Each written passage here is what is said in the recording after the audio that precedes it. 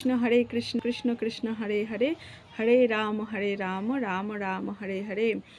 8ই ফেব্রুয়ারি শনিবার ভৈমী একাদশী।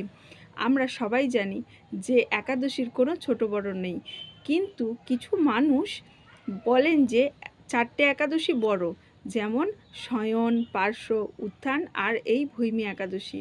কিন্তু একাদশীর কোনো ছোট বড় নেই, যেমন তুলসী পত্রেরও ছোট বড় নেই, ঠিক তেমনও একাদশীরও ছোট বড় নেই। তো 8ই ফেব্রুয়ারি শনিবার একাদশী, তার আগের দিন নিরামিষ পাবেন, প্রসাদ পাবেন, আর পরের দিনও নিরামিষ প্রসাদ পাবেন।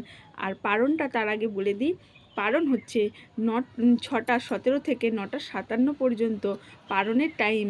তাই যেমন একাদশীর ব্রত পালনের কর্তব্য আছে, ঠিক তেমন পারণের ক্ষেত্রেও নিয়ম ধরেই কিন্তু তোমাদেরকে একাদশীর পালন করতে হবে।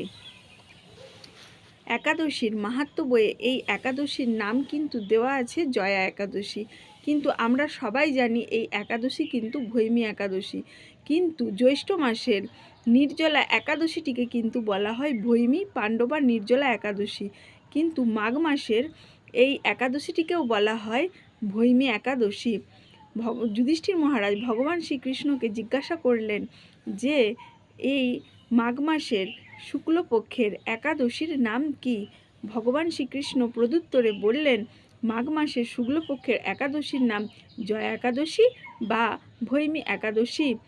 আর এই একাদশীর মাহাত্ম্য কথা আমরা কিন্তু এখন সবাই ইউটিউবের মাধ্যমে শ্রবণ করি, তাই একাদশীর বিস্তারিত মাহাত্ম্য আমি বর্ণনা করলাম না। যতটুকু আমার বলার আমি ততটুকু তোমাদেরকে বললাম। আর এই একাদশীর ব্রত নিষ্ঠা সহকারে পালন করলে কিন্তু অগ্নিষ্টম যজ্ঞের ফল পাওয়া যায় আর স্বর্গপ্রাপ্তি হয়। আর যেমন মাসের মধ্যে 3টে মাস ভগবানের অতি প্রিয়, সেটা হলো বৈশাখ মাস, কার্তিক মাস আর মাঘ মাস। এই 3টে মাস ভগবানের অতি প্রিয়, ঠিক তেমন ব্রতের মধ্যে প্রিয় হচ্ছে একাদশীর ব্রত। তাই আমাদের প্রত্যেকের অবশ্য কর্তব্য একাদশীর ব্রত যথাভাবে নিষ্ঠাভাবে পালন করা।